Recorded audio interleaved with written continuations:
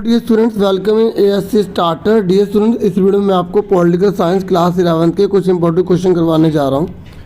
यहाँ पर जो पहला क्वेश्चन और जो दूसरा क्वेश्चन है वो अभी फर्स्ट टर्म में आपका नहीं आ रहा, तो इसके बारे में डिस्कस नहीं कर रहा, सेकंड टर्म में आएगा। तो थर्ड क्वेश्चन से आपके एग्ज़ाम में ये क्वेश्चन आ सकते हैं जो आपके सिलेबस में है उसके हिसाब से। तो यहाँ पर पहला क्वेश्चन है यहाँ पर कि इंडियन कॉन्स्टिट्यूशन जो है उसको हम लिविंग डॉक्यूमेंट क्यों कहते हैं।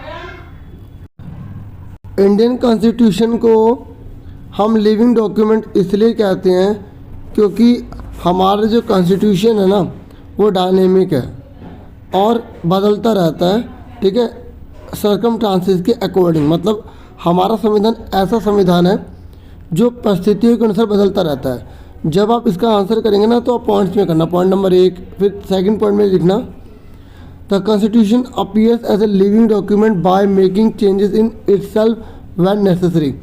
दूसरे पॉइंट में लिखना है कि जो कॉन्स्टिट्यूशन है ना वो एक लिविंग डॉक्यूमेंट है क्योंकि हम इसमें चेंज कर पाते जब भी हमें इसमें ज़रूरत लगती है। फिर थर्ड पॉइंट में लिख देना it has been more than 70 years since the Indian constitution was made. हमारी इंडिया में जो इंडियन कॉन्स्टिट्यूशन है उसे बने हुए 70 साल से ज़्यादा हो गए हैं और ये आज भी उतना ही रेलिवेंट, उतना ही इम्पोर्टेंट है। मतलब समय बीतता चला जा रहा है, उसके अनुसार हम इसमें चेंज भी करते चले जाते हैं और इसलिए पूरी तरह से ये रेलिवेंट है और आज हमारे बहुत ज़्यादा काम आ रहा है। फिर नेक्स्ट क्वेश्चन है it is necessary for the citizen to be aware for the successful operation of democracy. ये कह रहा है कि जो भी आम नागरिक हैं क्या उनका जागरूक होना बहुत ज़्यादा ज़रूरी है अगर हम लोकतंत्र के कार्य काम को या जितने भी उसकी फीचर्स हैं वो सही से कर पाएँ। देखो, नागरिक का जागरूक होना बहुत ज़्यादा ज़रूरी है। अगर लोकतंत्र में नागरिक जागरूक रहेगा तो उसको उसके राइट पता होंगे और लोकतंत्र यानी कि जो डेमोक्रेसी है वो और ज़्यादा जो है ना स्ट्रेंथफुल हो जाएगी। तो हमने यह लिखा है कि the success of democracy depends to a large extent on a conscious democracy in a country where the citizen are aware of their right. अगर किसी कंट्री के अंदर जो सिटीजन है वो अपने अधिकारों को जानता है, राइट्स को जानता है, ड्यूटीज़ को जानता है और अपनी आवाज़ उठा पाता है, ठीक है, किसके खिलाफ, शोषण के खिलाफ, एक्सप्लॉइटेड, अगर ये एक्सप्लोटेशन हो रहा है या वॉलेटेड कोई चीज़ या कानून कोई वॉलेट हो रहा है तो या रॉन्ग डिसीजन के खिलाफ वो बोल रहा है गवर्नमेंट के, तो ऐसी सिचुएशन में जो डेमोक्रेसी है वो रियल में काम करेगी, ठीक है। अगर पब्लिक इंडिफरेंस रह जाती है, ठीक है, तो इससे क्या होगा कि गवर्नमेंट कुछ भी कर देगी और लोगों को उसके राइट्स मिलेंगे और ऐसे में डेमोक्रेसी रिस्क में आ जाएगी। मैं आपको समझा रहा हूँ, आप पढ़ भी सकते हैं, आप अपनी लैंग्वेज बना के लिख देना, इससे अंडरस्टैंडिंग दे रहा हूँ आपको, ठीक है। ये कह रहा है 2 फंक्शन आपको बताना है ग्राम पंचायत के। तो देखो इस बार ये चैप्टर भी नहीं आ रहा तो ये मैं नहीं पढ़ रहा, ये आपके सेकेंड टर्म में आएगा, आप देख सकते हो, बाद में आपके यूज़ आ जाएगा, वीडियो सेव करके रख लेना। ये कह रहा है what do you understand bye constitutional amendment. जब हम कॉन्स्टिट्यूशनल अमेंडमेंट की बात करते हैं तो इसका क्या मतलब है। देखो, अगर हम अपने कॉन्स्टिट्यूशन में किसी प्रकार का कोई चेंज करते हैं ना सिचुएशन के अकॉर्डिंग या नीड के अकॉर्डिंग या टाइम के अकॉर्डिंग, तो उसको हम बोलते हैं कॉन्स्टिट्यूशनल अमेंडमेंट। मतलब कॉन्स्टिट्यूशन में जो लॉ बने हुए हैं ना उसमें अगर हम चेंज कर रहे हैं, पुराने प्रोविज़न को हटा के न्यू प्रोविज़न्स ला रहे हैं, उसे हम कॉन्स्टिट्यूशनल अमेंडमेंट कहते हैं, ठीक है। और ये सब के सब आर्टिकल 368 के अंतर्गत किए जा सकते हैं, ओके। नेक्स्ट है कि व्हाट आर पार्लियामेंट्री कमेटीज़। देखो, जब हमारे देश की जो पार्लियामेंट बनती है ना तो आपको पता है पार्लियामेंट के 2 पार्ट है, एक लोकसभा और दूसरा राज्यसभा है, ठीक है, लोअर हाउस अपर हाउस है ना। तो अब इनके बहुत सारे काम होते हैं, तो इसके जो नेता वो थोड़ी काम करेंगे, ठीक है ना, उनको एक ऐसी कमेटी चाहिए जो उनके काम को बहुत अच्छे से कर पाए। तो आप ये बता देंगे कि पार्लियामेंट्री कमेटी एक ऐसी कमेटी होती है जो पार्लियामेंट के जो day to day essential work होते हैं ना उनको टाइमली फुलफिल किया जा सके, ठीक है। तो वो जो इसको करती है डे टू डे एक्टिविटीज़ को ताकि पार्लियामेंट सही से रन कर पाए, उसको पार्लियामेंट्री कमेटी कहते हैं। पार्लियामेंट्री कमेटी डेलीबरेटली बनाई जाती है ताकि ये एडमिनिस्ट्रेटिव वर्क जितने भी है ना उसको अच्छे से कर पाए। तो आप 2-3 पार्लियामेंट्री कमेटी के एग्जांपल भी दे देना इसमें, ठीक है, जैसे public account committee, estimates committee, public undertaking committee, कोई भी आप बता सकते हैं। फिर नेक्स्ट है PIL क्या है। देखो PIL पे क्वेश्चन आने ही आना है। हिंदी में से जनहित याचिका कहते हैं, इंग्लिश में से पब्लिक इंटरेस्ट लिटिगेशन कहते हैं। ये फुल फॉर्म में भी आ जाता है कि PIL की फुल फॉर्म क्या है। देखो मैं आपको इसे ब्रीफली बताता हूँ क्या होता है डियर, कि बहुत सारी ऐसी सिचुएशन होती है कि ना जो गवर्नमेंट होती है ना वो तो अपना काम कर रही होती है, लेकिन बहुत से जो पुअर पीपल होते हैं ना वो अपनी आवाज़ को उठा नहीं पाते, मतलब सुप्रीम कोर्ट या हाई कोर्ट में अपील नहीं कर पाते। तो उनकी ओर से अगर उनकी जो प्रॉब्लम है ना, कोई रिच पीपल या कोई कम्युनिटी या कोई और, उनकी ओर से प्रॉब्लम को कोर्ट में जो है ना मतलब बताते हैं कि ये पब्लिक के लिए बहुत ज़्यादा ज़रूरी है, जुडिशरी को बताते हैं मतलब कोर्ट के अंदर कि पब्लिक के लिए काम होना चाहिए, तो उसको बोलते हैं PIL। अब एक बार ब्रीफली सुन लो। कहने का मतलब है कि जब पुअर पीपल की तरफ से कोई व्यक्ति, अमीर भी हो सकता है, तो वो उनकी रक्षा के लिए जो पूरे लोगों की प्रॉब्लम है, ठीक है, उसको हाई कोर्ट या सुप्रीम कोर्ट या जुडिशरी में उठाता है उस बात को, ताकि जुडिशरी जो इससे रिलेटेड डिपार्टमेंट है ना उसको सॉल्व कर पाए, तो उसको बोलते हैं PIL। एक बार और इजी सुन लो, बिल्कुल सिंपल। PIL का मतलब है पब्लिक इंटरेस्ट लिटिगेशन, मतलब पब्लिक के इंटरेस्ट के लिए जब हाई कोर्ट या सुप्रीम कोर्ट में कोई अपील की जाती है उसे पब्लिक इंटरेस्ट लिटिगेशन कहते हैं, ठीक है। बाकी आप पढ़ भी सकते हो, ये मैंने मतलब आप यहाँ पे लिखा हुआ देख सकते हो। नेक्स्ट है इलेक्शन जो है ना हमारे देश में जो है ना फेस्टिवल है डेमोक्रेसी का। कैसे?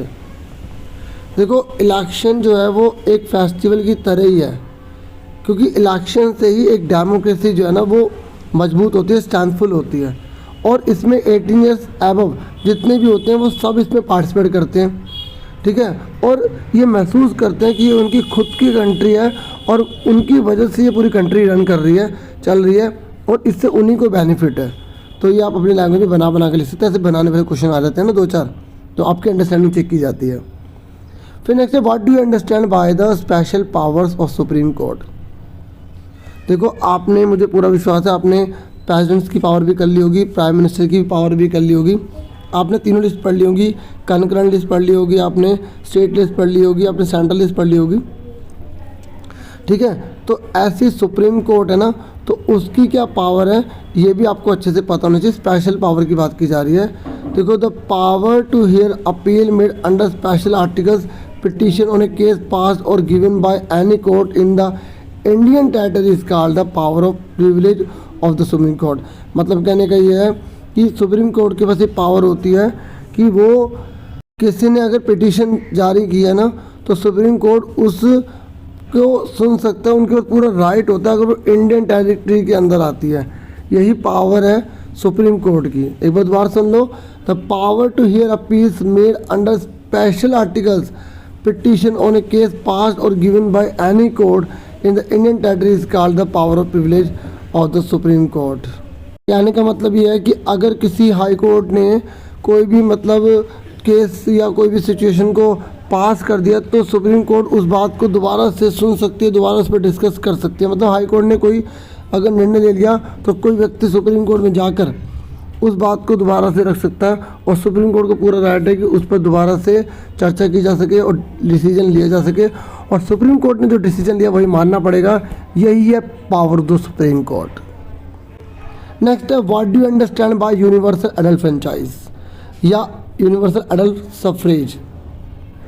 देखिए बहुत सिंपल है, हमारे देश के अंदर 18 साल के जो भी व्यक्ति हैं या 18 साल से ऊपर हैं तो उनको वोट डालने का अधिकार है, चाहे वो किसी भी कास्ट के हो, रिलीजन के हो, सेक्स के हो, ठीक है, लैंग्वेज की हो, तो उसी को हम बोलते हैं यूनिवर्सल एडल्ट सफरेज।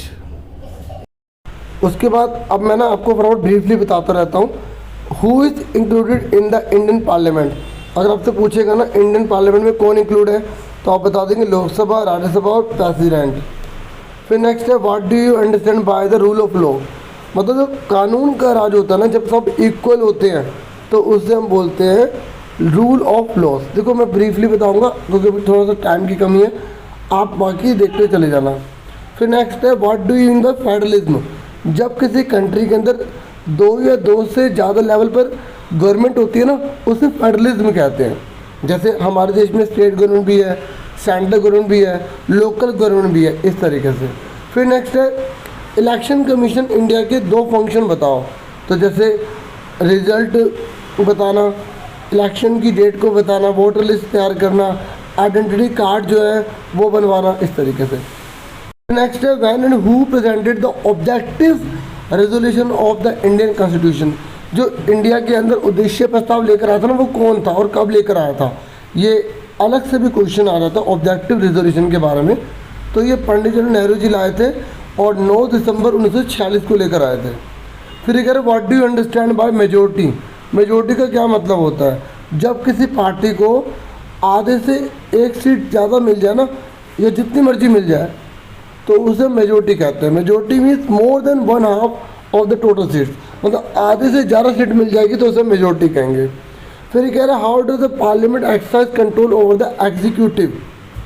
ये जो पार्लियामेंट होती है ना, ये कार्यपालिका पर कैसे नियंत्रण रखती है, एग्जीक्यूटिव पर कैसे कंट्रोल करती है। तो डिबेट करके करती है, डिस्कस करके करती है, ठीक है, और लोगों को अप्रूव करके करती है, फाइनेंशियल कंट्रोल करके करती है, या नॉन कॉन्फिडेंस मोशन करके करती है कि भाई हमें ये पसंद नहीं है, आप प्रस्ताव लेकर आ जाएंगे वो। नेक्स्ट है what do you understand bye judicial review. Judicial review का मतलब होता है कि जो जुडिशरी जो है ना, वो इंटरप्रेट कर सकते हैं किसी भी लॉ को जो लेजिस्लेशन ने पास किया है या कॉन्स्टिट्यूशन के किसी पार्ट में वो चीज़ पास हुई है, तो जुडिशरी उस पर दोबारा से डिसीजन ले सकती है या अपने विचार दे सकती है, उसी को हम बोलते हैं रिव्यू करना। देखिए उसके बाद जो है ना, ये कुछ क्वेश्चन के आंसर हैं, ये आप आराम से पढ़ सकते हैं। मैंने आपको बताया था कंट्रोल लिस्ट होती है, स्टेट लिस्ट होती है, यूनियन लिस्ट होती है। उसके एग्जाम्पल 73 गाँव से जुड़ी हुई है, 74 अर्बन से जुड़ी हुई है।